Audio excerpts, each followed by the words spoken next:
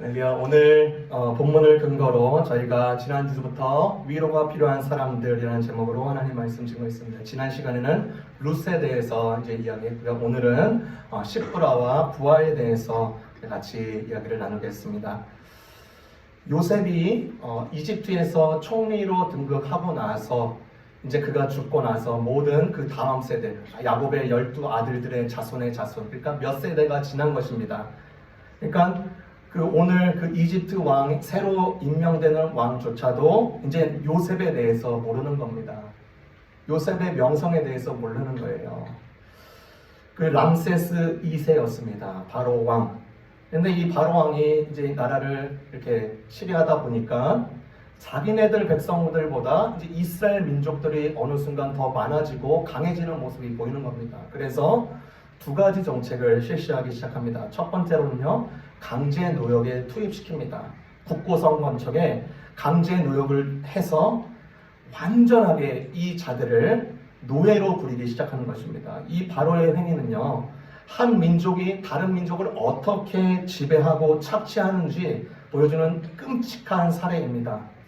그래서 그들에게 정체성을 심겨주는 것입니다. 그냥 노동이 힘들 정도로 힘드니까 이게 아니라 그들에게 정체성을 심어주는 거예요. 어떤 정체성이요?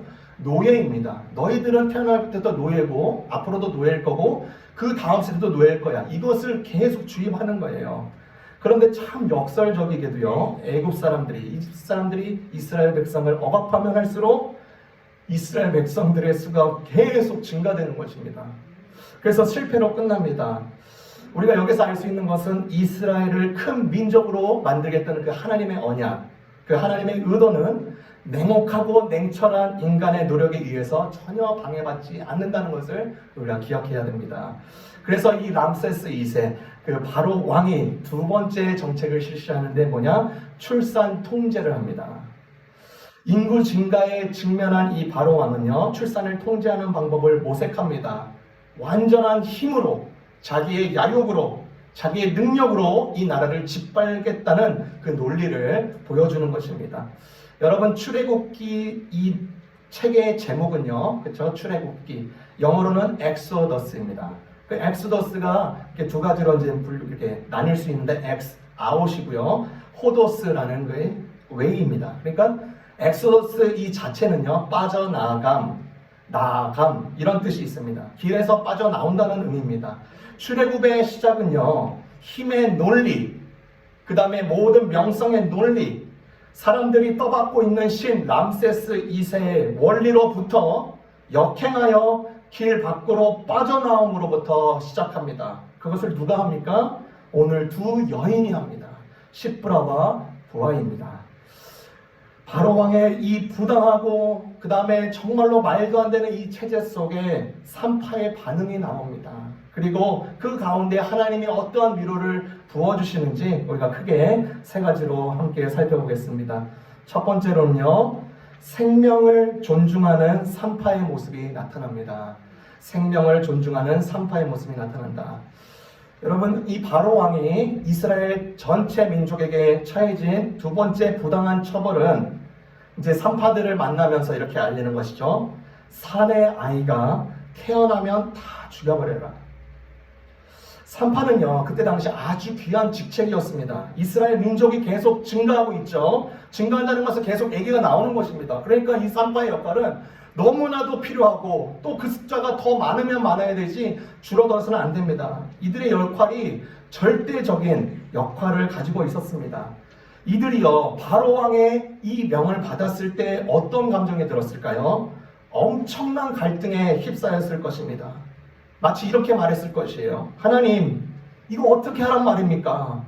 일반 공무원이 그냥 자치적으로 공권력 행사하는 게 아니라 바로 왕이 전 세계, 전 이스라엘 민족에게 행한 명령입니다, 하나님. 이렇게 자신이 생각했겠죠. 심각한 문제였습니다. 그러나 산파들은요, 바로가 내준 이 거대한 산과 같은 시험을 거부합니다. 거부한 이유를 17절에 이렇게 말을 하죠. 그러나 이 산파들은 하나님을 경외했기 때문에 이집트 왕이 시키는 대로 하지 않고 아들이라도 살려주었습니다. 여러분, 하나님을 경외하는 게 무엇입니까? 하나님에 대한 인간의 적절한 반응입니다. 그래서 이것은 구약의 중요한, 아주 중요한 구약 용어인데, 학자 모벌리는요, 덧붙이기를 하나님을 경외함은 항상 시험과 같이 온다고 말을 했습니다. 여러분, 우리를 생각해 보십시오. 믿는 그리스도인들, 신앙인들은요, 하나님께서 강조해 주신 원리들이 있는데 이 원리와 배치되는 상황을 늘 만납니다. 인간 관계에서 만나고요, 사회 원리에서 만나고, 직장에서 요구하는 체제들에서 만납니다. 그리고 이 문화가 쏟아내는 이 체제 속에서도 계속 배치되는 상황을 만나게 됩니다.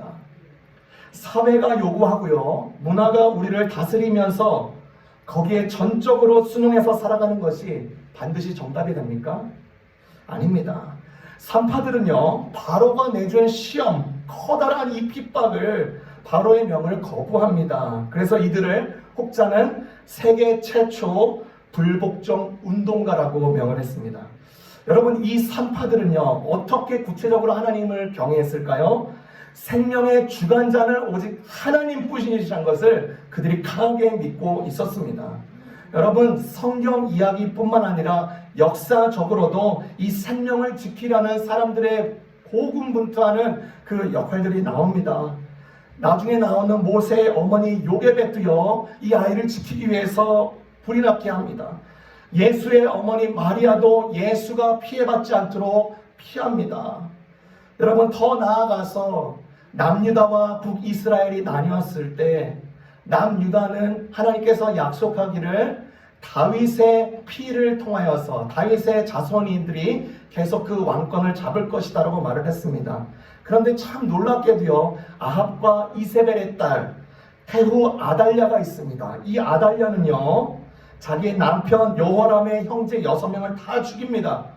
자신의 아들 아하시아의 아들들도 모두 죽여요. 자기의 친손자임에도 불구하고 직접 자신이 왕이 되겠다는 일념 때문에 생명을 경시하고 다 죽음으로 끌어냅니다. 그래서 이 악독한 이 태후 아달랴, 남왕국 유다에 큰 위기가 온 것입니다. 하나님께서 이 다윗의 정권을 계속 이어간다고 하는데 아무런 보이지가 않는 거예요. 그 다윗의 씨가 보이지 않는 것입니다. 그런데 참 놀랍게도 그때 당시에 대제사장 여호와의 아내 여호세바가 이 아달랴 집안에 있는 그 갓난아기를 빼집어내서 멀리 도망갑니다. 멀리 도망가서 하나님의 언약을 어떻게든 이뤄드리려고 이 여자가 목숨 걸고 이 일을 하는 것입니다. 그리고 나서 이 아들, 피신받은 이 아들이 나중에 돌아옵니다. 7살 때. 그 자가 요아스입니다. 그래서 하나님의 언약과 약속은 절대로 실패하지 않는구나. 그 생명을 존중하는 자들에게 그 하나님의 역사가 있구나라는 것을 우리가 알 수 있게 되는 것입니다. 여러분, 저명한 팀 켈러 신학자이자 목회자인데 이분이 책에 탈기독교 사회에서 복음 전략이라는 책에서 초대 교회 사람들이 했던 행동을 잘 기술해 놨습니다. 이렇습니다. 초대 교회의 기독교인은 낙태를 비롯한 유아 살해를 강력히 반대했습니다. 단지 이론적인 수준이 아니라 실제로 반대했습니다. 예를 들어서 부모에게 버려져 죽어가거나 노예로 팔려가기 위기에 처한 아이를 발견하면 그 아이를 데리고 가서 철저하게 키우고 양육했습니다. 어떠한 경우에도 인간의 가치가 절하될 수 없다는 사실을 강하게 믿었기 때문입니다. 그런 차원에서 초대교회는 낙태에 반대했으며 이는 자기 민족을 중심으로 계층화되어 있던 명예만 중시하던 당시 사회에 큰 충격을 주었습니다. 이렇게 하나님께서 제공해 주신 이렇게 생명의 역사들, 실질적으로 이 생명을 지키려고 공훈부터 이 자들을 하나님께서 위로하시고 그들을 지키시고 생명의 역사가 계속 일어나도록 도와주십니다. 그때 하나님이 어떤 위로를 주십니까? 그들이 하나님을 경외하여서 산파들이요, 하나님 바로의 명령을 따르지 않았을 때 히브리 산파들은 자녀의 출산으로 보상을 받았습니다. 지금도 하나님은요, 자신을 가장 소중하게 여기는 사람들에게 보답하시는 하나님이십니다. 하나님을 두려워하는데 보상이 없진 않지만 이 여인들이 보상을 바라기 때문에 이렇게 한 것이 아니죠. 정말로 하나님이 생명의 주관자이심을 그대로 몸소 실천한 가운데 하나님의 페이버, 하나님의 은총이 그들 가운데 자녀의 출산으로 그 다음에 그 집안이 흥왕하였다라고 그 말씀이 증거하고 있는 것입니다. 여러분, 오늘은 특별히 헌화식이 진행되는 날입니다. 이 헌화식의 의의가 뭡니까? 이 아이를 하나님의 원리에 맞게끔 주의 교훈과 말씀으로 키우겠다는 아이의 헌신 이전에 부모의 헌신입니다. 뿐만 아니라 이렇게 생명을 소중하게 여기고 지위고하를 막론하고 빈부귀천을 막론하고 남녀노소를 무능하고 이 생명을 소중하게 여기고 생명의 주관자가 오직 하나님이심을 받아들이는 자가 하나님의 성도임을 분명하게 기억해야 합니다. 두 번째, 우리에게 산파를 보면서 주시는 교훈은 위기를 대처한 산파라는 것입니다. 위기를 대처한 산파의 모습이 나타난다. 이제 바로 왕이 두 번째 정책을 통해서 이제 이스라엘 민족들이 이제 감소 형태로 나아가야 되는데 이것이 말이 듣지가 않는 거예요. 그래프를 그리자면 계속 이렇게 떨어져야 되는데 계속 올라가고 있는 것입니다. 보고를 들은 것이죠. 아, 산파들이 이들을 살려놓고 있구나라는 것을 듣습니다. 이제 바로 왕을 이 산파들이 이제 대면해야 되는 상황입니다. 여러분, 이 산파들이 바로 왕을 대면하기 그 전날을 한번 생각해 보십시오. 다음날 이제 바로 왕 앞에서 독대해야 됩니다. 그리고 추궁당할 것입니다. 그 전날까지 얼마나 노심초사하고 긴장감으로 스트레스, 우울감, 두려움, 잠도 안 왔을 것이에요. 식사도 못했을 것이에요. 안절부절하고 있는 산파의 모습을 그려보십시오. 여러분, 실질적으로 우리의 두려움은 내일입니다. 우리가 내일에 대해서 희미하게 예측할 수 있지만 그 내일을 우리가 현재 당장 가질 수 없는 존재이기 때문에 안절부절할 수 없는 인간의 모습입니다. 그러나 우리가 그 믿는 자로서 내일은 하나님의 것이라고 믿는 자들은요, 행동이 달라지는 것입니다. 여러분, 위기가 올 때 어떻게 해야 됩니까? 기도해야 합니다. 여러분, 기도하지 않으면 여러 생각을 내 머리를 굴리면서 내 마음이 계속 동하면서 여러 생각들 A, B, C, D 나옵니다. 그 중에서 가장 좋은 것 하나 고르게 돼 있습니다.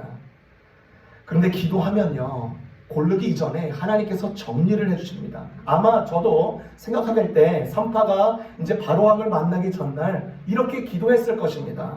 상상해 보는 거죠. 하나님, 제가 이렇게 했습니다. 막막합니다. 하나님 믿는 신앙으로 바로왕의 명을 거부했지만 저의 앞날은 주께 있습니다. 내일 바로왕을 대면해야 합니다. 주의 은총을 입게 하여 주옵소서. 여러분, 앞서 말한 대로 이 산파는 엑소더스, 길을 떠나온, 길을 이탈한 자들입니다. 바로의 힘의 논리로부터 나온 자들입니다.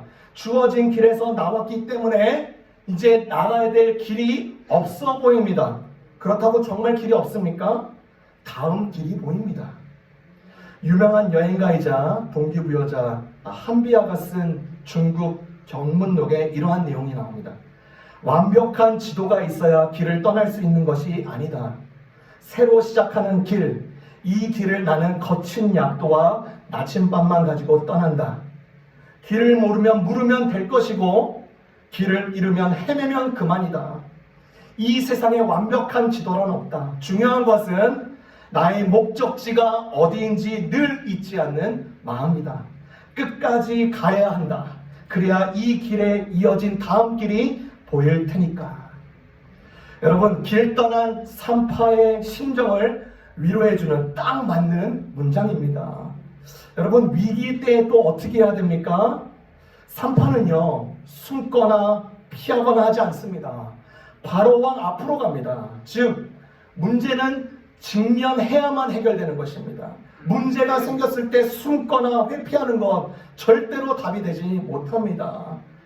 여러분, 하나님을 경외했던 이 산파, 또 그리고 제국의 신이라고 불리는 이 명을 거부한 산파들에게 하나님은 이들에게 이 산파를 어떻게 위로하십니까? 19절입니다. 산파가 바로에게 대답하여 히브리 여인은 애굽 여인과 같지 아니하고 건장하여 산파가 그들에게 이르기 전에 해산하였더라 하매, 하나님께서 그들을 어떻게 위로하시죠? 적절한 말을 할 수 있도록 도와주십니다. 억압받는 이들, 이 이스라엘 백성들이 오히려 강하다는 표면적 메시지를 던지고요, 하나님이 그들과 함께 하신다는 이면적 메시지도 던지고 있는 것입니다. 참 놀랍죠? 여러분, 이렇게 주어지는 환경에 위기가 있습니다. 근데 위기는요, 참으로 다양해요. 내가 내 자신이 위기가 될 수도 있습니다. 내가 내 자신을 한계 상황에 붙들리고 또 주변 상황에 의해서 묶일 때가 굉장히 많습니다. 여러분, 잘 아시는 작가이자 교육가이자 사회 기여가인 헬렌 켈러, 이 여인이 생후 19개월 만에 맹농아, 삼난을 일시적으로 겪습니다. 보지 못하고 듣지 못하고 말하지 못하고 19개월에 이 현상이 일어난 것입니다. 그런 자가요, 아주 훌륭한 선생님을 만나요. 설리반 선생님을 만나면서 그 안에서 진정으로 가르침을 받습니다. 그리고 그 설리반 여사를 이제 돌아가신 그 설리반 여사를 기리기 위하여서 전 세계를 활주하면서 장애를 가진 사람들을 위해서 헌신하고 도와주고 가르치기로 그렇게 결심을 합니다. 그래서 그 전 세계에 있는 여행지를 떠나면서 강연을 하는 가운데 나온 메시지가 이거예요. 헬렌 켈러가 이렇게 말합니다. 하나님이 나의 앞뒤에 계시니 내 두려워할 것이 없고, 또한 모든 일이 성의대로 되어갑니다. 나를 불구절하고 가엾게 보는 이들이 많으나 실상 가엾은 것은 내가 아니요 눈뜨고도 바른 고대로 볼 줄 모르는 사람입니다. 여러분의 눈에 광명을 주시고 여러분의 귀에 아름다운 소리를 주시는 하나님께 감사하는 데는 어둠과 무언의 길을 더듬고 있는 그들을 돕는 것이 더 없이 고귀한 기름을 여러분 명심해야 됩니다. 이렇게 강연을 했습니다. 그녀가 그 자신의 한계에 불구한 그 모든 상황들, 모든 제한을요, 엑소더스한 당당한 모습을 우리에게 보여주는 것이죠. 여러분, 다시 산파의 내용으로 돌아가서 하나님의 위로와 은총이 산파의 이 대처와 대응에 부분적으로 드러납니다. 그런데 이 대응에 어둠의 세력 역시 포기하지 않습니다. 산의 아이가 태어나면 죽여라에서 이제는 이미 태어난 사람이면 그래? 이제 잡아서 내가 나일강에 던질게. 이것을 전 국민 명령에 업그레이드 시킵니다. 죽여라 해서 이제 보이는 대로 그냥 나일강에 던져버려라. 그래서 제가 아직도 생각나는데 주일학교 때 이 부분을 이제 그 성경 동화로 이렇게 만들어 놓은 것을 봤습니다. 그림에 보니까 그 어머니가 아이를 숨기고 있는 장면이 나오고 그 모든 군인들이 그 방을 이렇게 샅샅이 뒤지면서 아이를 끌어다가 이렇게 강에 던지는 모습이 아직도 기억이 납니다. 여러분, 이스라엘 백성들을 한번 생각해 보십시오. 이들이 홍해에 나갔습니다. 홍해를 건넜습니다. 그것이 끝입니까? 아닙니다. 광야가 있습니다. 광야 생활을 지난입니다. 그것이 끝입니까? 아닙니다. 요단강이 있어요. 또 요단강을 건넜는데 그것이 끝입니까? 아닙니다. 여리고성이 있어요. 여리고성은 이 시대의 힘의 논리, 바로왕과 같은 압력의 논리, 또 하나님을 대적하는 논리의 끝을 상징하는 것입니다. 여러분, 여리고와 같은 상황이 우리에게도 많이 옵니다. 재정 압박의 여리고, 가정 파괴의 여리고, 정체성 혼란의 여리고, 세속주의의 여리고, 가치관을 전복해 하는 여리고, 우리가 다 겪고 있는 것입니다. 하나님의 입장에서 볼 때는요, 여리고는 무너지지 않은 철옹성이 아닙니다. 어둠의 세력이 더욱 강하게 옥죄일지라도 하나님은 끝까지 그를 믿고 신뢰하는 자들을 통해서 그 다음 스텝을 밟게 하십니다. 여러분 가운데 오늘 어떠한 종류의 스트레스로 하나님의 위로가 필요하십니까? 어떤 종류의 스트레스로 여러분 하나님의 위로가 필요하십니까? 여러분, 산파가 이제 자기 할 일 다 했잖아요. 그렇죠? 죽이지 않은 것, 정말로 하나님을 사랑해서 하나님을 기억해서 죽임 안 했습니다. 자기 역할 끝났어요. 이제 대대적인 명령이 더 업그레이드 했어요. 산파, 그래, 니네 할 일 해. 나는 죽일게. 이겁니다. 내가 잡아서 다 빠뜨릴게. 니네 할 일 해. 역할 끝났습니다. 더 이상 술 쓸 수 있는 방법이 없습니다. 믿는 자들은 산파의 역할을 우리가 잘 챙겨봐야 됩니다. 맡은 바 최선을 다하고 책임을 다하고 그 다음에 결과는 하나님께 맡기는 것입니다. 산파들의 하나님을 경외함으로 생명을 지킨 일, 하나님의 은총으로 인하여서 대처할 말을 대응으로 그들을 위로하셨습니다. 그리고 그동안에 그렇게 힘들겠던 사투, 이들의 끈은 끊어진 것인가? 이들의 역할은 이제 끝난 것인가? 아닙니다. 우리 출애굽기 2장 3절 보겠습니다. 2장 3절. 더 숨길 수 없게 되매 그를 위하여 갈대 상자를 가져다가 역청과 나머지를 칠하고 아기를 거기 담아 나일강 강대 사이에 두고. 모세의 어머니의 이야기입니다. 세 번째 우리에게 보여주는 교훈은 산파에 전가되는 용기와 기지가 나타나는 것입니다. 산파로 말미암아 전가된 용기와 기지를 우리에게 알려주십니다. 몇 주 전에 터키의 지진이 크게 났습니다. 정말로 혼란스럽고 굉장히 아픈 사건이었죠. 그 어린아이 딸을 이렇게 그 돌에 깔린 그 아버지가 바깥에서 이렇게 손잡고 있는 사진도 찍혔고 굉장히 마음이 아픕니다. 근데 이때 지진이 있을 때 이렇게 방송국의 방송이 탄 그 CCTV의 내용이 있었습니다. 저도 그것을 봤는데 참 놀라웠습니다. 산부인과 병동이었습니다. 산부인과 그 병동에도 큰 지진으로 막 흔들리고 있는 거예요. 그러니까 여러 사람들이 지금 그 건물 밖으로 나가고 있는데 그 산부인과 그 간호사들은요, 그 인큐베이터에 있는 아이들이 흔들리지 않도록 그의 몸을 잡으면서 어떻게든 살려는 모습이 방송에 탔습니다. 그것이 큰 울림이 되어가지고요, 많은 사람들, 국가들, 구호국들이, 단체들이 자원하여서 이 터키 나라에 많이 투입되었습니다. 저는 이 산파의 이야기를 다시금 생각해 볼 때 생각나는 이야기가 있습니다. 영화가 있습니다. 쉰들러 리스트라는 영화입니다. 이것은 여러분 그리스도인들이라면 무조건 봐야 되는 영화입니다. 쉰들러 리스트, 이것은 제2차 세계대전 때 그 유대인들을 학살했던 장면이 나오고 배경으로 하고 있는 실제 이야기입니다. 저도 대학교 채플 때 그것을 보여줘가지고 아주 인상 깊게 봤던 기억이 있습니다. 내용을 간단하게 말하자면 1939년에 제2차 세계대전으로 인해서 그 폴란드가 점령이 됐습니다. 그 폴란드 점령된 땅에 그 도시에 어떤 한 냉철한 독일 사업가가 도착합니다. 그 자가 오스카 쉰들러입니다. 이 자가 그 점령당한 그 폴란드에 왜 왔나? 사업을 하기 위해서 그렇게 왔습니다. 자기가 머리를 굴려보니까 지금 유대인 수용소에 있는 사람들을 노역으로 쓰면 돈 한 푼도 들이지 않고 내 사업에 직접 투입할 수 있다는 그 정보를 듣고 그곳에 온 겁니다. 그리고 나서 실제적으로 이 젊은 그 사업가가 나치당에 가입해요. 그리고 많은 임원들에게 뇌물을 주면서 그 다음에 그 실질적으로 그 노동자들을, 유대인 노동자들, 그 정치범 수용자, 그 다음에 수용소에 있는 자들을 빼들리기 시작하는 겁니다. 그런데 어느 날 하루는 이 쉰들러가 어느 독일 장교의 만행으로 큰 충격을 받습니다. 비록 그들이 수용소에 있는데 그들을 개나 벌레처럼 대하고, 자기가 2층에 있다가 날마다 아침에 일어나는 일이 무엇이냐? 1층에 있는 여인들에게 총을 쏘는 겁니다. 이 모습에 큰 충격을 받아요. 그래서 이 자가 양심이 흔들리기 시작합니다. 그러면서 어떠한 결심을 하냐? 이 유대인들을 구출해야겠다.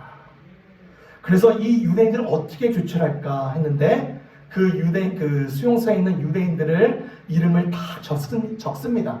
그래서 그것이 쉰들러 리스트가 되는 것입니다. 그래서 이 이름들을 적으면서 간부들에게 이렇게 말을 한 거예요. 내가 새로운 프로젝트가 생겼는데 내가 돈을 얼마 줄 테니 이 리스트에 있는 자들을 좀 풀어주십시오. 돈을 받으니까 풀어주는 겁니다. 그래서 그렇게 돈을 지불하고 얻은 그 사람들, 유대인들을요, 자기의 본국으로 다 빼돌립니다. 그렇게 빼돌리기 시작한 것이 이제 어느 정도 지났을 때 1100명까지 이르게 돼요. 그리고 나서 이제 한참 지나다가 2차 세계대전이 종료가 됩니다. 연합군의 승리로요. 그래서 이 유대인들을 빼돌렸던 이 쉰들러의 그 용기를 이 자들이 그것을 봤습니다. 너 이렇게 하면 죽지 않냐? 라고 했는데 아니다. 나는 이 일에 헌신할 것이다. 그리고 세계대전이 이제 맞춰졌을 때 쉰들러가 나치에 가입했고 부역자라는 이유로 체포당할까봐 이 유대인들이 어떤 일을 했냐? 자신들을 구해준 진정한 영웅이라고 다 탄원서에 자기들의 이름에 사인을 하면서 그것을 보여주는 것입니다. 그래서 이 쉰들러가 잡혀가지 않아요. 그러면서 이 유대인들이 그렇게 말을 하는 것입니다. 한 사람을 구함은 세상을 구함입니다. 이 쉰들러의 그 용기와 기백이 이 유대인들에게도 전가되어서 이 유대인들도 이 쉰들러를 살리고 또 그 앞에 그 인생을 살아갈 수 있도록 도와준 것입니다. 여러분, 다시 이야기로 돌아가서 삼파의 이 용감함, 용기가 지역 주민들에게 소문이 나지 않았겠습니까? 그 소문을 모세의 어머니 요게벳도 들었을 것입니다. 나일강에 던지라는 이 바로의 명령에 의해서 오늘 아까 2장 3절에 본 이 장면은 모세의 출생과 그의 놀라운 구출을 위한 배경이 된다는 것을 우리가 알 수가 있습니다. 이 요게벳이 그 산파에 인하여서 받은 이 용기가요, 모세에게도 전가가 됩니다. 모세가 미디안 광야에서 양을 칠 때 하나님이 모세를 찾아와 주십니다. 너 이집트 돌아가서 너의 백성을 해방시키라는 명령이었습니다. 여러분, 모세는요, 이집트 군대가 얼마나 막강한지 누구보다도 잘 알고 있던 자였습니다. 그럼에도 불구하고 하나님께서는 모세에게 창 한 자로 지어주지 않습니다. 단지 모세에게 들려있는 이 마른 막대기만을 들고 가서 이스라엘 백성을 해방시키라고 말을 합니다. 얼마나 무모해 보입니까? 그러나 모세는 살아있는 유산이 있습니다. 자신의 어머니의 용기를 절대로 잊지 않았습니다. 그렇기 때문에 하나님의 그 터무니없는 그 명령에도 용기 있게 받기로 결정합니다. 여러분, 모세의 용기를 누가 이어받습니까? 여호수아가 이어받습니다. 여호수아의 용기를 누가 이어받습니까? 갈렙이 이어받습니다. 이렇듯 용기와 기지는 이렇게 전가된다. 믿음의 사람 안에서는 더욱더 그렇죠. 청년아 울더라도 뿌려야 한다라는 이 제목의 책, 이재철 목사님이 쓴 내용 중에 이 용기에 대해서 이렇게 설명을 했어요. 참 맞는 말입니다. 우리가 이 험악한 세상에서 크리스천으로 살아간다는 것 자체가 용기 없이 불가능한 일이다. 용기 없이 거짓이 만연한 이 세상을 정직하게 살아갈 수 있겠는가?